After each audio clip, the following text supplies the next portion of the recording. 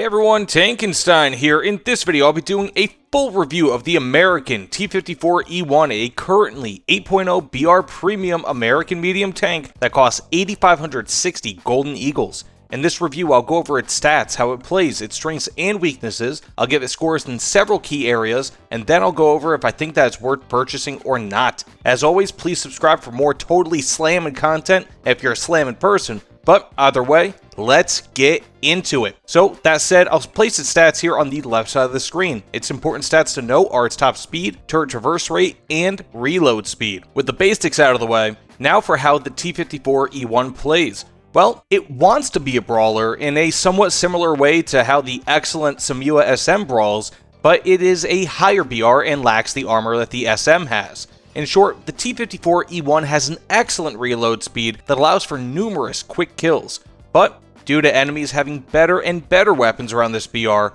your armor will likely be insufficient for most fights, especially if they last long, and doubly so in up tiers. Being that it lacks night vision and a stabilizer, it is also not incredibly up-tierable, making it so that your usage of this vehicle might be somewhat limited. That said, however, in close quarter situations, assuming that you can bounce a shot or two, you can very easily overtake a capture point single-handedly with the T54E1, largely due to its incredible reload speed and both powerful APDS and HeatFS ammunition options. This said, however, the T54E1 is not all too fast and is one of the slower medium tanks around this BR, even for American tanks, meaning that such scenarios will be uncommon, but you will still be powerful and accurate enough to take out single targets at a range, if need be. Being that this is also somewhat of a large vehicle, especially considering height, concealing yourself will not always be easy, but it is still doable. In all, however, the best way that I can put it is that if you slightly change the armor on a Samua SM, gave it APDS and HeatFS, and then put it in too high of a BR, that's what the T54E1 is and how it plays. Also, on a side note, it's interesting because its incredible reload speed actually makes this one of the best vehicles in-game for Ground Assault Arcade, at least when considering BR.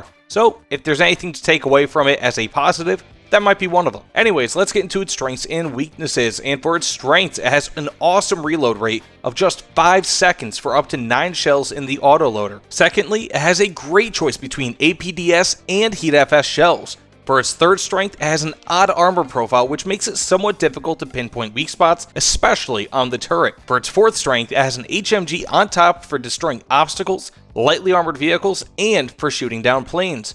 And finally, it has premium RP and Silverline bonuses. Now for its weaknesses, it is fairly slow and lacking in mobility. This is an older chassis, unfortunately at 8.0 BR, and it feels like the chassis should be much lower BR, maybe around 7.3. Second, it is very large. It's of course not the size of a mouse, but it is still a large tank considering it's a medium. For its third weakness, once it's out of ammunition in the autoloader, it takes upwards of 25 seconds to load the next shell into the said autoloader, and another 5 seconds to load it into the breech. Fourth, it has no night vision, which again is a big problem, especially in up tiers. For its fifth weakness, it has meh armor around most of the tank outside of the front, especially considering both its weight and speed. For its next weakness, it has a mediocre turret traverse, which means that even if you are brawling and with your incredible reload rate, sometimes it won't even matter because you might not even be able to target another enemy because of how slow your turret traverse is and how slow your track traverse is. And finally, it is not stabilized, which, while not necessary at this BR, this is around the same BR where it becomes common, especially with premium vehicles. And now for its ratings. I give it a 7.5 out of 10 for its cannon. While it does have great ammunition options and has a great reload, it also competes against other vehicles that have stabilizers, which would serve it far better than having 2 great ammunition options. It is a very usable cannon,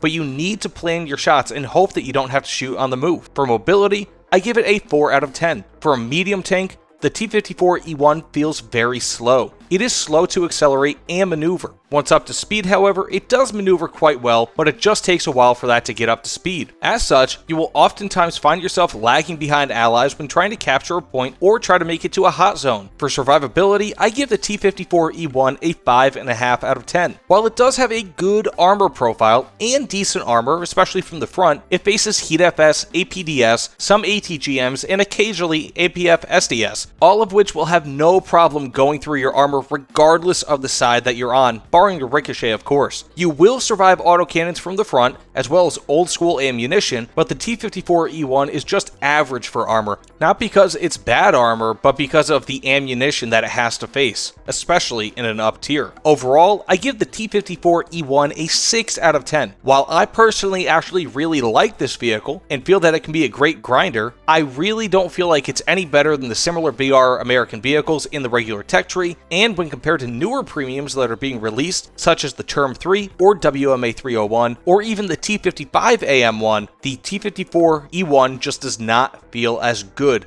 Of course, I feel that this is better than the M46 Tiger, especially for grinding, and I still think that it's a decent enough choice and a decent enough vehicle, but again, there are better options out there, at least for now, whereas this may have been the top choice for an autoloader about 2 years ago or whenever it was first released, not so much anymore. And now for my final recommendation, even though I pretty much have already done it, but I'll just go into better detail here. It's not that the T54E1 is a bad vehicle, because it isn't, but so long as the fully stabilized and much faster Term 3 exists at 8.0 BR, or even 8.3 BR, that will be a better purchase and a better vehicle than the T54E1 is at 8.0 BR. Sure, this can be a great vehicle, especially in brawling situations, but it won't see very many of those situations often, and even if it does, you will not have the armor to be able to withstand much punishment, nor the speed to escape if necessary. You of course have much more armor than the aforementioned Term 3, which will stop most autocannons where the Term 3's armor cannot, but the loss of speed on the T54E1 is tremendous, and something that most people will find undesirable and quite frankly, just undoable. While I do like this vehicle, I find that it is a difficult purchase to justify, largely because it offers no huge advantage versus many of the vehicles currently being released, especially being that it lacks several things that other premiums around this BR have, such as a stabilizer and night vision, and in some cases even thermals. In that regard, while I feel that the T54E1 does indeed have a role in War Thunder, it has become more niche as time has gone on. Of course, you can get a ton of kills with it in a short period of time, and that's what really makes this thing special, but without the fast autoloader, this vehicle would be a 7.3 BR vehicle that just feels normal. Its cannon does enough in some instances to overcome its weaknesses, but it is simply not enough to consistently make this vehicle a contender, especially as each patch contains more and more vehicles that outclass the T54E1. While again, I personally like this vehicle, I feel that more people would have their GE better spent on the WMA 301 in the Chinese Ground Forces tech tree, or by purchasing the Term 3 pack, as they are both far better than the T54E1, at least as the T54E1 currently sits. So, do I recommend this vehicle? No, I don't. At least not for most people. If you want a decent brawler at a higher BR, it still functions pretty darn well. But I hope that Gaijin sees that this is basically an upgun Sumiyo SM